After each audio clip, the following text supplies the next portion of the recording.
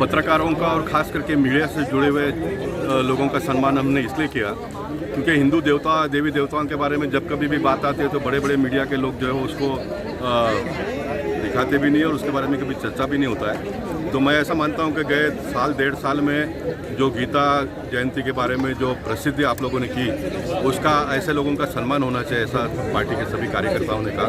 तो ऐसे 30 लोगों का हमने आज सम्मान किया और मैं मानता हूं कि हम लोग बहुत सारा काम अगर करते हैं तो उसको जनता तक पहुंचाने का काम तो आखिर मीडिया के लोग ही करते हैं। और ये जो सफलता हमको मिली है और आने वाले दिनों में ये बहुत आगे बढ़ेगा।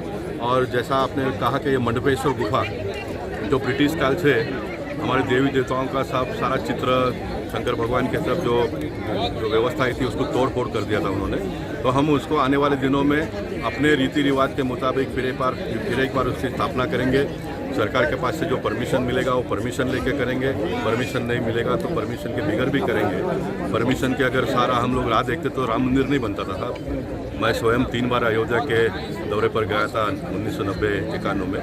तो जो जनता के हित में है वो अपने ढंग से करेंगे, मगर मैं कोई भी काम व्यक्तिगत लाभ के लिए करता हूं और मैं कायदे का उल्लंघन करता हूं, कायदा तोड़ता हूं, तो सरकार ने और जो भी व्यवस्था है उन्होंने मुझ पर कार्रवाई करें। लेकिन हमारे सनातन धर्म की रक्षा के लिए अगर हम कोई काम करते हैं तो फिर वो करना पड़ेगा, किसी ने तो आगे आकर करना पड़ेगा, तो फिर लोग पीछे चलेंगे। सर पिछले बार आपने ये बात मैंने इसलिए कही कि सनातन धर्म हिंदू धर्म के लोगों को हमको कट्टर इसलिए बनाना है, दूसरे धर्मियों के साथ में लड़ने के लिए झगड़ने के लिए नहीं। हम अपने धर्म को अपने बच्चों के परिवार तक हम पहुंचाएंगे, पूरे देश के लोगों के दिलो दिमाग में डालेंगे। और मैंने उसका व्याख्या इस प्रकार से किया कि कट्टरता यानी बच्चों में अगर कट्टरता आएगी तो माँ बाप का सम्मान करेंगे। बच्चों में अगर कट्टरता बचपन से आएगा तो वो अपना 1 रुपया किसी को देंगे नहीं तो 1 रुपया किसी का लेंगे भी नहीं। भगवत गीता ये हमको सिखाती है ईमानदारी से काम करने का। तो कट्टरता हमको इसलिए बनाने का कि आज देश के प्रति भी लोगों में कट्टरपन आना चाहिए। देश के लिए मर जाएंगे, मिट जाएंगे। अमित शाह जी जैसे छाती बोलते हैं ना, मर जाऊंगा, 370 का भाषण सुना होगा। जो वो ताकत हमारे देश के हर नागरिक में आना चाहिए, ये मेरी इच्छा है। हमारा प्रयास ये है कि जितने भी मंदिर है वो सारे मंदिर को हम जगमगाट करेंगे। हम यहाँ पर इसी धरती पर जो मेरा 92 का पहला वार्ड है वहाँ पर हम एक दिन का रामायण करने वाले हैं।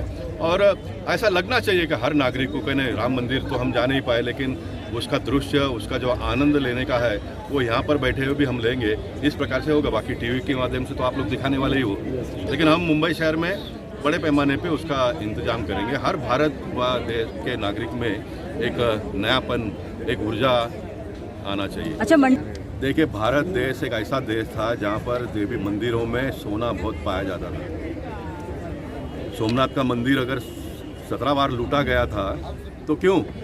कि उन दिनों में सारे पैसे भी लोग मंदिर में रखते थे। सोना जो हमारा जो भी प्रॉपर्टी है वो मंदिरों में रखते थे। अब ये तो परमिशन का प्रॉब्लम है, इसलिए हम चांदी का बना रहे हैं। अगर सरकार परमिशन देगी तो हम आने वाले दिनों में सोने का भी बनाएंगे।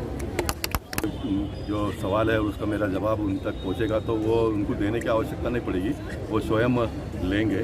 जनेवा तो पहन लिया उन्होंने, जनेवा पहन लिया। अरे मैं ये किसी को छेड़ने के लिए बात नहीं करता हूँ।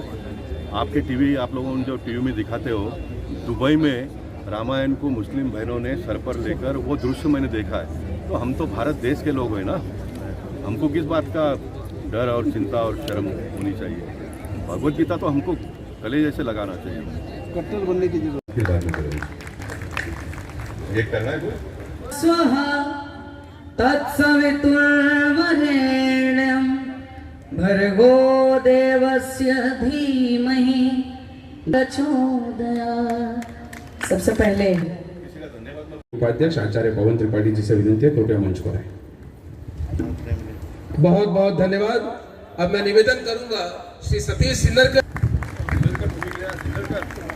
जी।